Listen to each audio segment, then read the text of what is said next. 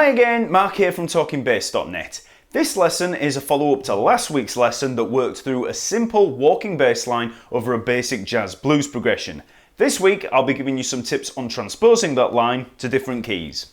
Remember that all the lesson material is available to download over at talkingbass.net. Just follow the link in the info below. There's a PDF containing all the sheet music and tab along with some backing tracks to play along to. And while you're there, remember to check out the lesson map that contains all the videos that I've released so far. And it's all categorized for ease of navigation, so go check it out. Okay, so first of all, let's have a look at the bass line that I showed last lesson. I showed this bass line in the key of C, and it works over a basic quick change jazz blues progression. I'd advise you to check out that lesson if you have any problems memorizing this line, and it's transcribed in the lesson material, so be sure to try it out and try committing it to memory before you try and transpose it. So here's the bass line with the backing track at 200 beats per minute.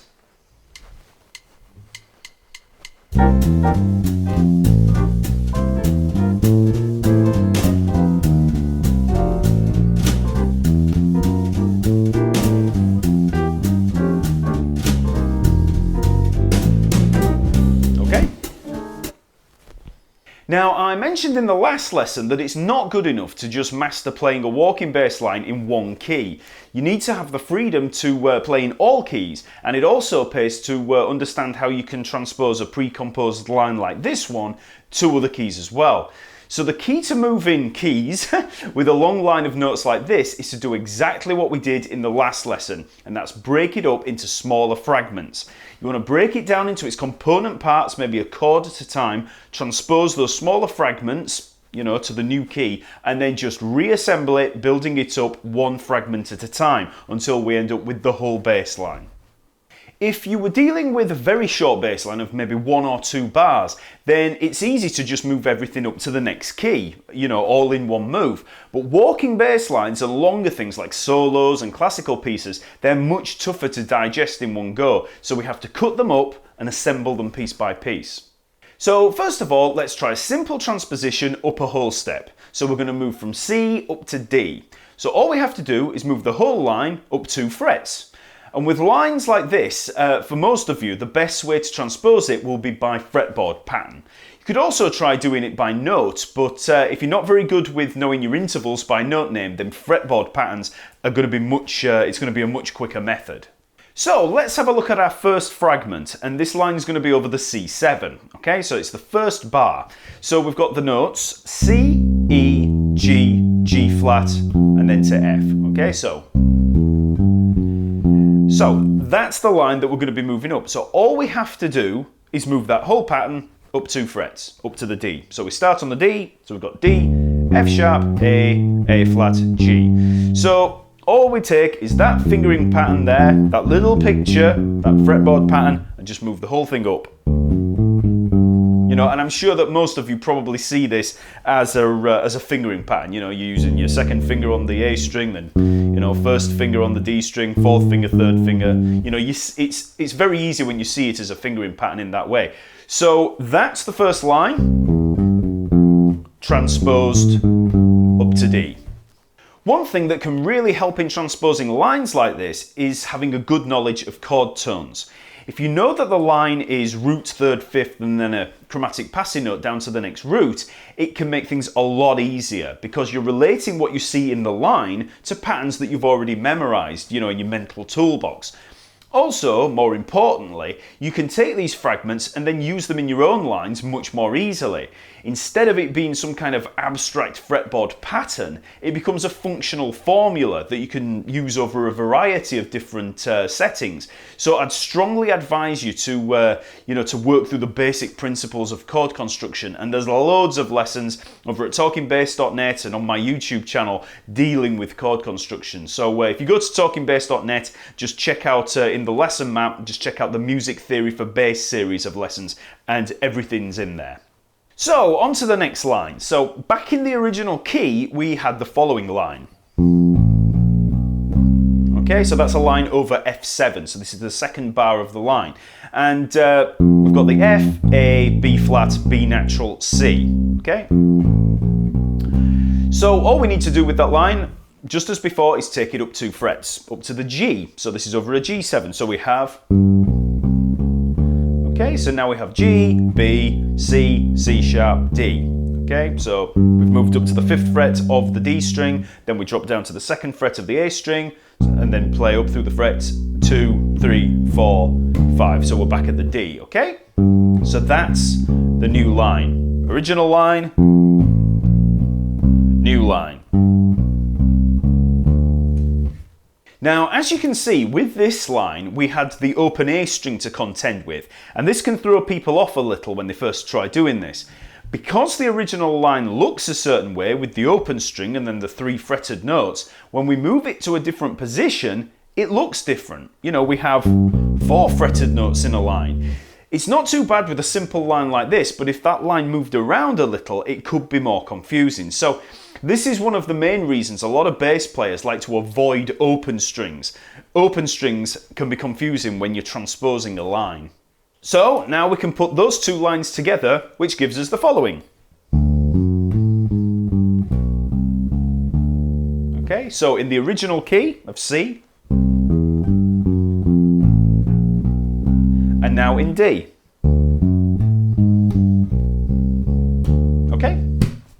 Now, I'm not going to work through the whole thing step by step because it's much more beneficial for you to try this yourself. And this is a pretty simple transposition. I've transcribed the whole line in the lesson material so you can download that and then compare it with what you come up with. I've included backing tracks in both C and D so you can try it out in your own time.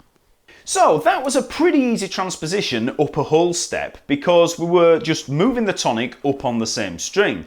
Everything fits there nicely and the whole thing, you know, it moves with a minimum of problems. But we can run into bigger problems if we try moving to a key like F. Now, we could obviously move up to this F up here on the A string and just move up just like we did in D. You know, just move those patterns up. But that's all very high, and we might want to be playing lower down here at the 1st fret of the E string. So in this case, we have to do some manipulating of the lines to get it to work. But it is still possible to use the original set of lines, we just have to move them up the octave in certain places. So let's go back to the first fragment in the original key of C. So we had, you know, C, E, G, G flat, F. If we're going to move it down to this F down here, things are okay. Okay, so we have F, A, C, B natural to the B flat. Okay, so that's okay. We've got to use an open string in there to move the fretboard pattern, but you know, that's okay. Now when we get to the next line, that's where the problems start to come into play. So let's have a look at the original key again. Okay, so we're working over that F7.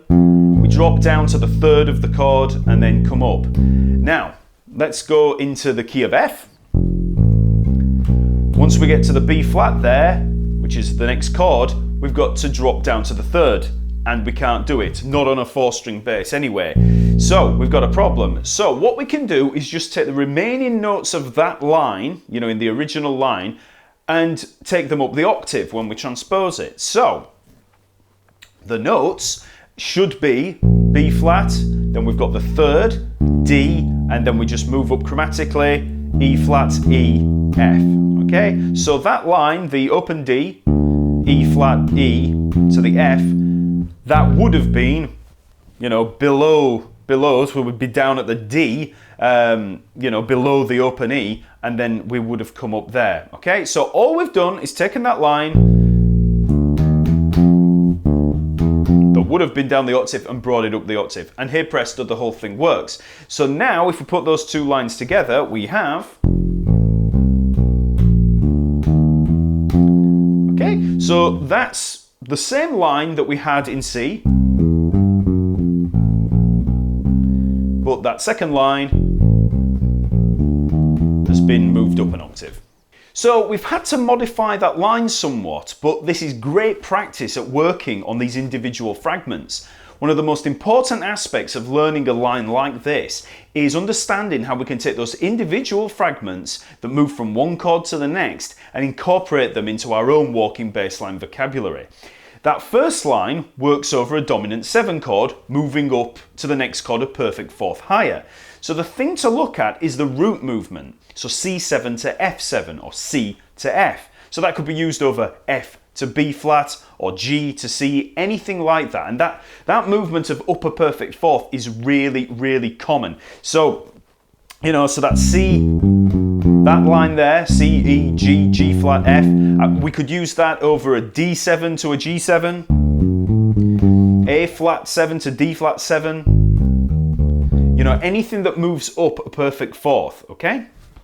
Now, the great thing about learning these fragments as intervals and relating them back to the chord tones is that then we can also use them over other chord qualities, you know, because we've just got this little formula there.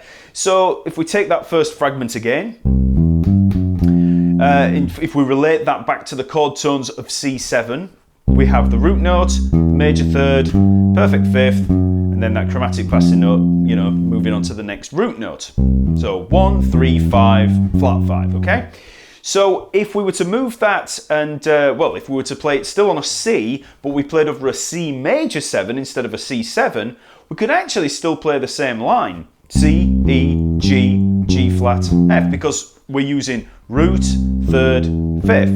So with a major 7 chord, a C major 7, it's the same notes. Root, E for the major third, G for the perfect fifth. Okay, and the chromatic passing note, that it doesn't matter, that's the same no matter what chord we're working over. So that line would also work over C major 7 to an F of some kind. But also we could use that over something like a C minor 7. All we have to do is modify it to work over the chord. So we play the root note again, then we play the third. In this instance, over a minor 7, we have to play the minor third. So we have the E flat, C, E flat, and then the perfect fifth's the same, the G, and then the chromatic passing note again. So over a minor 7, we'd play the following: C, E flat, G, G flat, F. So that one single line there that we've played over a C7, we've also been able to use over a C major 7 and modify it to work over a C minor 7. So this is how these little fragments can be used, you know, when you're trying to develop your vocabulary. So even though these lessons are working through complete 12-bar progressions, the real important stuff comes in the shape of these smaller single-bar or 2-bar lines. You need to look at the root movement and the chord quality, and transposing a line in this way helps you to see those patterns in isolation. We take a line, we move it around, and that's exactly what we're doing when we're building a line on the fly. We're just taking a short phrase, modifying it to work over whatever we're playing over, and then just move it to the appropriate root note.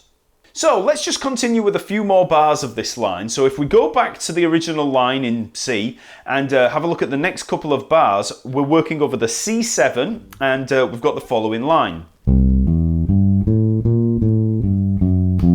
Okay, so it's C7 to F7 and it's 2 bars. And this is the line that I mentioned last time is very similar to the rock and roll style kind of line that you've probably played 1,000,001 times. So we've got C, E, G, A, B flat, A, G, G flat, F. So it's a C7 chord leading to an F7. So we're working up pretty much up through a C7 arpeggio, and we're putting that 6th in there, the A. Then to bring us round to the F, the next root note, we've got another little chromatic passing note. Okay, so that's the first, that's the line that we're going to be transposing. So we now need to move that line down to the F. So we could just play it like this. Okay, so I've just taken that exact line and moved it down to the F down here. So we have F, A, C, D, open D that is, E flat, D, C, B natural, and then down to the B flat. But we do have a little bit of a problem, and to see what the problem is, let's work through the whole line in F so far. So we have, we're up at the high F, okay? So we can't just play the line from the low F. So we've got to start here. Now we've got one of two choices. We could play that line and just take the whole thing up the octave, which would look like this. But that'd take us out of position. We'd be moving up here, and I want to keep it very simple for now. So the easy way to do this is to just take the F there that we've just reached, and then just play the rest of it in the original position. So the only note from there that we're taking up the octave is the F itself. So we play the F and then drop down to the third. Okay, so like I said, this line is all transcribed in the lesson material, so you can work through it if you have any confusion, as I'm describing it, but just work through it bar by bar. So let's put those lines together. So 1, 2, 3, 4.